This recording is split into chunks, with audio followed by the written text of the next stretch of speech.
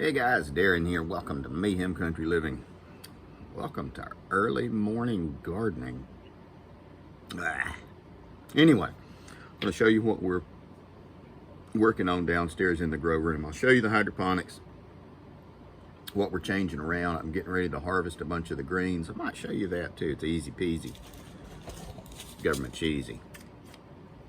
We're getting ready to plant a bunch of cilantro, a bunch of parsley, and then a bunch of basil.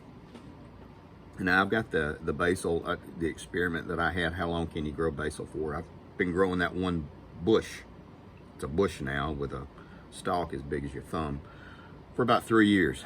And it's time to bring it downstairs, and it's doing pretty well. I'm going to cut it back really intense and let it overwinter down here, and it should do fine.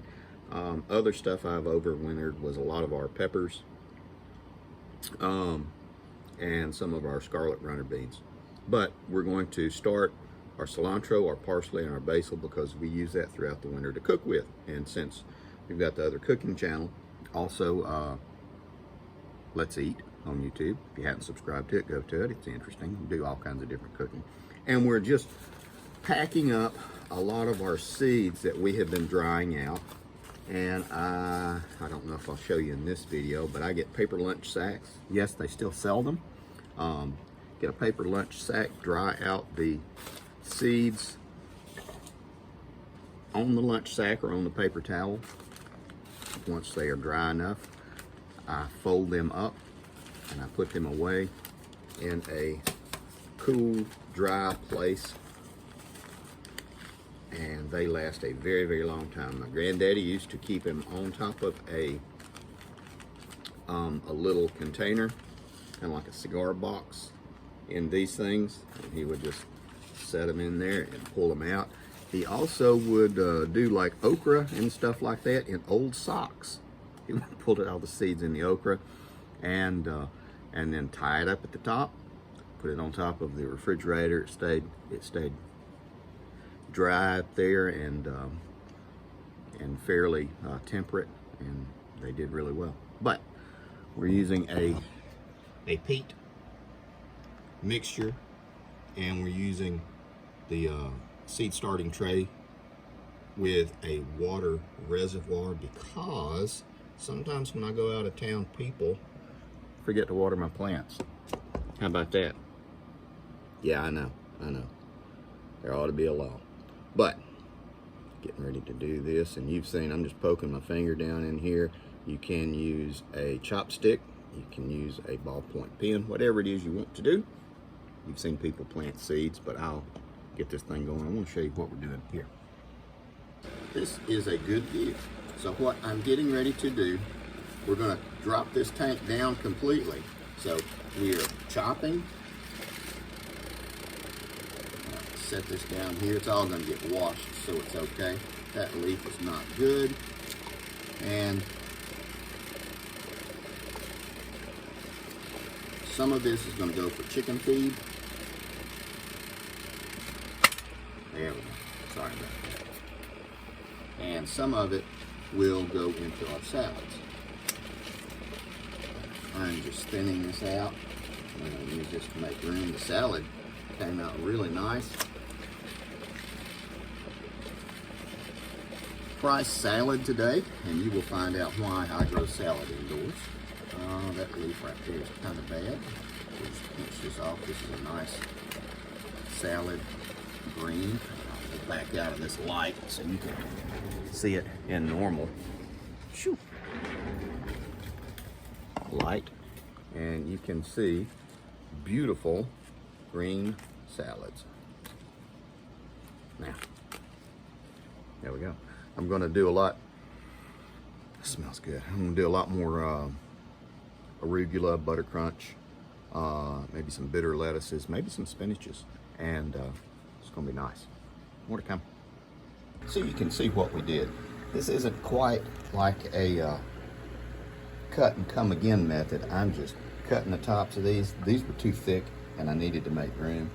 I am ultimately going to take down the whole thing and it is time to clean and disinfect everything again. But see this root system,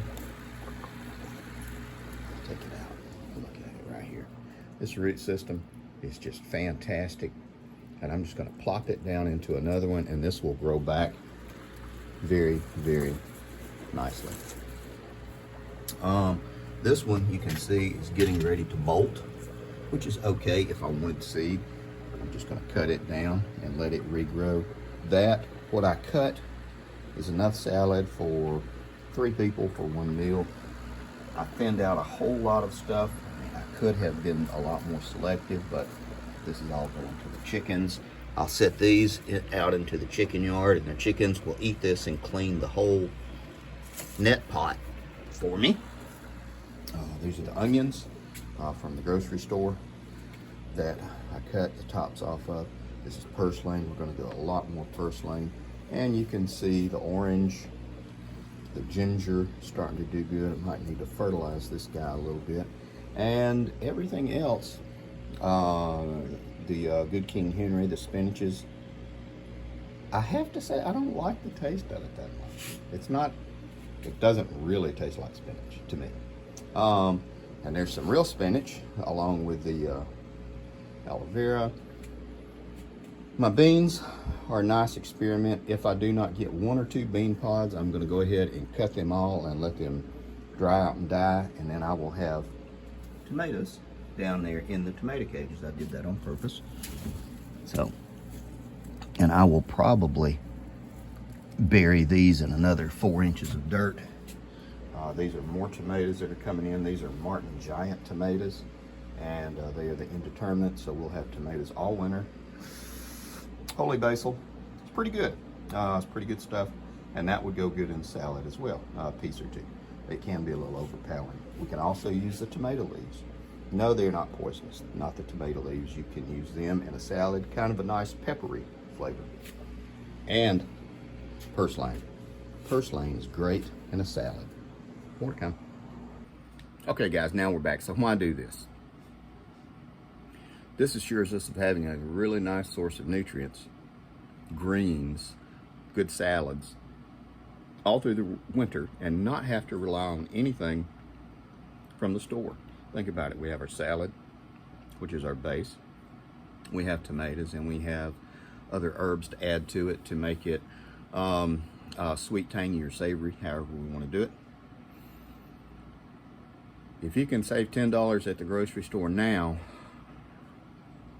in lettuces, you could buy $10 extra worth of meat. What will $10 get you in meat? Maybe 3 pounds of hamburger, but it's 3 pounds of hamburger. Throw it in the freezer, or a pack of pork chops. So now you can see why we're doing this. It's food independence, and also I can share this with other people. At one time, I had 4 trays going, and I was giving away salads like crazy. Could I sell it? Absolutely, I could. But this is just something I make to do to give away. If I can make enough to defray the cost of running the lights, then I'm happy. And people are full. Take care of your people. You're gonna need them.